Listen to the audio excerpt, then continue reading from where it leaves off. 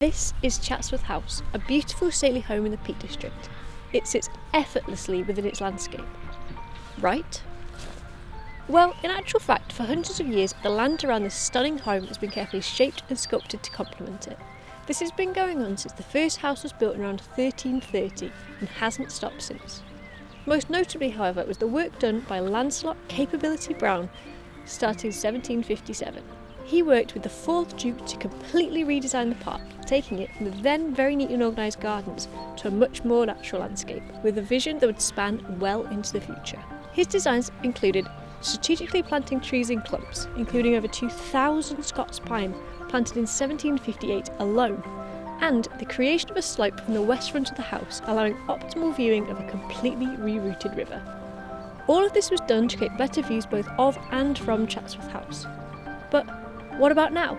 With Chatsworth housing its 12th Duke and thousands of visitors every day, what more needs to be considered when managing the park and what still remains of Brown's designs? Over the years there's been more planting added to the work that Capability Brown did, in particular in the late 1970s, 1980s, where we planted avenues of trees to the park. So we had a 1 mile long avenue with limes from the Golden Gates to the house. Now that planting, it was a good idea. Planting trees is always a good idea. Planting trees in the wrong location in a historic landscape like this is not always a good idea. These avenues of trees would eventually grow to very tall and segregate the landscape. They will basically cut the landscape into quarters, and that's not what the landscape was ever designed to be. So over the last 10 years we've been working on a parkland management plan to bring the park back to how it would have looked in Capability Brown, to how we designed it to be. And this is the Emperor Lake that you can see in the background. It holds 80 million litres of water, and it's purely built to feed the Emperor Fountain. It was built in the 1840s, and it also we can provide electric for the house with our hydroelectric scheme that runs off the same pipe.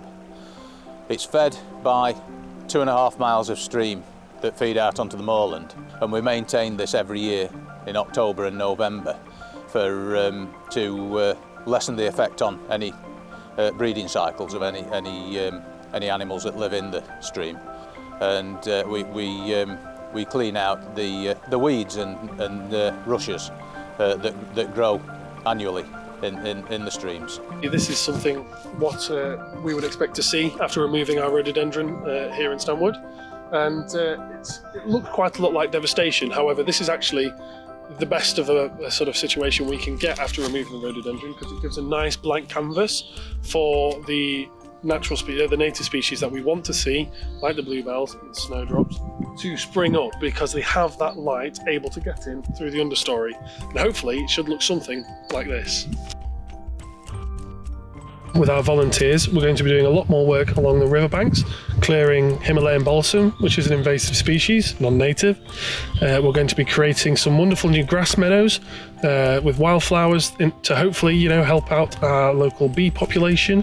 We are going to be introducing some wetland areas, which is something that's not been done on the park before, in the hope that this can also increase biodiversity and help to promote more natural habitats around the parkland.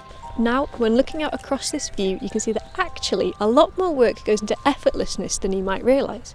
And without all the work of the staff that look after it, we wouldn't be able to enjoy the view that's been here for hundreds of years.